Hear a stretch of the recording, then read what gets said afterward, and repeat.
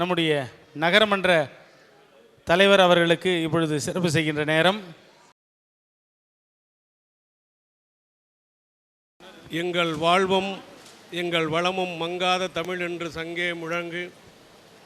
எங்கள் பகைவர் எங்கோ மறைந்தார், இங்குள்ள தமிழர்கள் ஒன்றாதல் கண்டு என்கின்ற வாக்கினை மெய்ப்பிக்கின்ற வகையில் பெரும் திரளாக கூடியிருக்கின்ற உலக திருவள்ளுவர் பேரவையினுடைய இந்த நல்ல நிகழ்விற்கு தலைமையேற்றி நடத்தி கொண்டிருக்கின்ற அன்பிற்குரிய பொறியாளர் ஜே அன்பு அவர்களே, வந்தவர்களையெல்லாம் வசந்தத்தின் தூதுவனாக நின்று வரவேற்புரை ஆற்றி அமர்ந்திருக்கின்ற அன்பிற்குரிய முனைவர் பா சம்பத்குமார் அவர்களே, அன்பிற்குரிய ஆசிரியர் அரங்க ஜெயக்குமார் அவர்களே, இந்த நல்ல நிகழ்வுக்கு வருகை தந்திருக்கின்ற மேனாள் ரோட்டரி ஆளுநர் அன்பிற்குரிய முனைவர் கோ ஒளிவண்ணன் அவர்களே, மற்றும் சட்டப்பேரவை உறுப்பினர் அன்பிற்குரிய சகோதரி திருமதி கா சிந்து அழகப்பன் அவர்களே,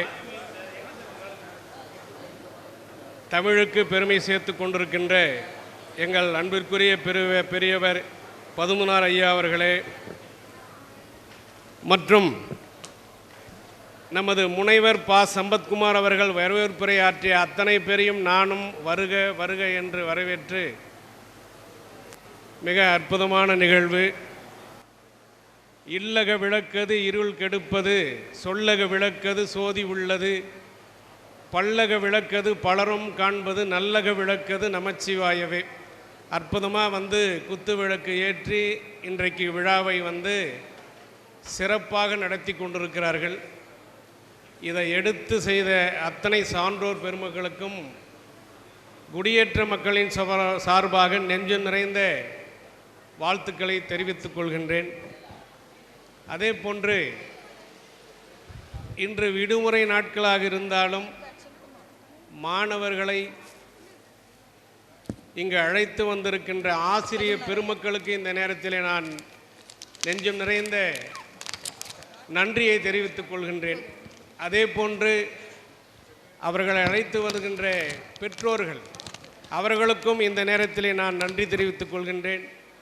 ஏனென்று சொன்னால் ஆசிரியர்கள் எப்படி வைரத்தை பட்டை தீட்டினால் அது ஜொலிக்குமோ, ஆழ்கடலில் இருக்கின்ற முத்துச்சிப்பியை எடுப்பதற்கு எப்படி போக வேண்டுமோ,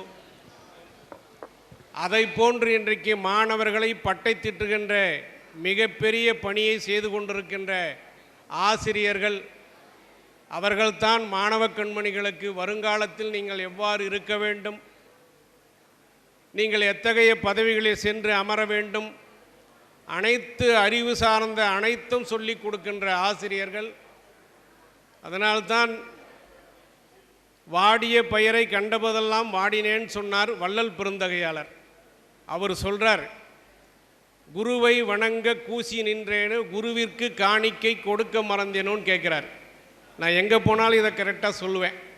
ஏன்னா மாணவர்கள் வந்திருக்கிறீங்க, உங்களுக்கு சொல்லி கொடுக்குற ஆசிரியர்களை நீங்கள் எப்பொழுது பார்த்தாலும் அவர்களை வணங்க வேண்டும். அதே போன்று வீட்டிலிருந்து புறப்படுகின்ற போது உங்கள் தாய் தந்தையரை வணங்கிவிட்டு வர வேண்டும். அப்பா அம்மாவை வணங்குற மாதிரி ஒரு பெரிய தவம் எதனா இருக்கானா? எதுவும் கிடையாது.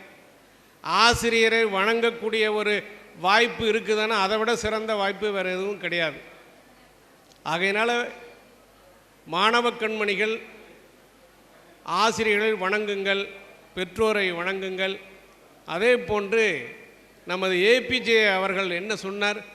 கனவு காணுங்கன்னு சொன்னார். தூங்கும்போது காணுகின்ற கனவு அல்ல, வருங்காலத்தில் நான் மருத்துவராக வேண்டும், வருங்காலத்தில் நான் ஆட்சியாளராக வர வேண்டும், வருங்காலத்தில் நான் பொறியாளராக வர வேண்டும், இப்படி எத்தகைய பெரிய பதவிகள் இருக்கின்றதோ அத்தனை பதவிகளையும் நான் சென்றடைய வேண்டும் என்று நீங்கள் விழித்து கொண்டிருக்கும் போன்றே கனவு காண வேண்டும். அதைத்தான் ஏபிஜே அப்துல் கலாம் அவர்கள் சொல்லியிருக்கிறார். எத்தகைய பெரியோர்கள் சொன்ன சான்று வாக்கு எல்லாம் இன்றைக்கு நமது சுவாமி விவேகானந்தர் என்ன சொன்னார்?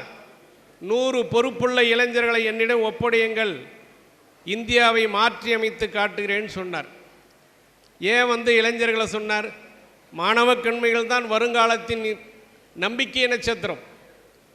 ஆகையினால் இங்கு வருகை தந்து சிறப்பித்து கொண்டிருக்கின்ற இந்த திருக்குறள் இன்றைக்கி உலகத்துக்கே எடுத்துக்காட்டாக இருக்குது. 1.25 அடியில் இன்றைக்கி அதில் சொல்லியிருக்கின்ற அனைத்துக்கும், அரசியல் எடுத்துக்கொண்டாலும் சரி, கல்வி எடுத்துக்கொண்டாலும் சரி, இல்வாழ்க்கை எப்படி இருக்க வேண்டும் என்று சொன்னாலும் அனைத்திற்கும் எடுத்துக்காட்டாக விளங்கி கொண்டிருப்பது திருக்குறள். அந்த திருக்குறளை இவ்வளோ பேர் வந்திருப்பதை பார்க்கின்ற போது உண்மையிலே மிகுந்த மகிழ்ச்சி. இதை இவ்வளவு சிறப்பாக ஏற்பாடு செய்த நமது நிர்வாகத்தினரும், இதை பள்ளியிலிருந்து அழைத்து வந்திருக்கின்ற ஆசிரியர் பெருமக்கள், அவர்களுக்கு உறுதுணையாக இருக்கின்ற பெற்றோர்கள், உண்மையிலே இந்த நிகழ்ச்சி பார்க்கின்ற போது மிக மிக மகிழ்ச்சியாக இருக்கின்றன. அதனால்தான் கன்னியாகுமரியில் 2000 ஜனவரி 1 அப்போதைய முதல்வர் முத்தமிழறிஞர் டாக்டர் கலைஞர் அவர்கள் திருவள்ளுவருக்கு சிலை அமைச்சார். சென்னையில் வள்ளுவர் கோட்டத்தை அமைச்சார். இதெல்லாம் எதன்னு சொன்னால், இன்றைக்கு இந்த திருக்குறளை போன்று ஒரு சிறப்பான ஒரு எடுத்துக்காட்டு நூல் எங்காவது உண்டா என்றால் கிடையாது. இன்றைக்கு ஆங்கில புலமையிலே மிக புலமை பெற்ற போப் அவர்கள் வந்து திருக்குறள், நாலடியாறு, திருவாசகம் 3ஐயும் வந்து அவர் மொழிபெயர்த்திருக்கார். எவ்வளவு சிறப்பு இருந்திருந்தால் திருக்குறளை வந்து ஆங்கிலத்தை மொழிபெயர்த்திருப்பாங்க. இன்றைக்கி மற்ற நாடுகளிலெல்லாம் மொழிபெயர்த்து நடைமுறைகளுக்கு உகந்ததாக இருக்கின்ற ஒரே குறள் திருக்குறள் மட்டும்தான். அந்த திருக்குறளை படித்தால் போதும், வாழ்க்கையில் நீங்கள் உயர்ந்த உச்சத்தை தொடுவீர்கள் என்பதில் எந்த விதமான ஐயப்பாடும் இல்லை என்று கேட்டுக்கொண்டு நல்ல வாய்ப்பிற்கு நன்றி, வணக்கம்.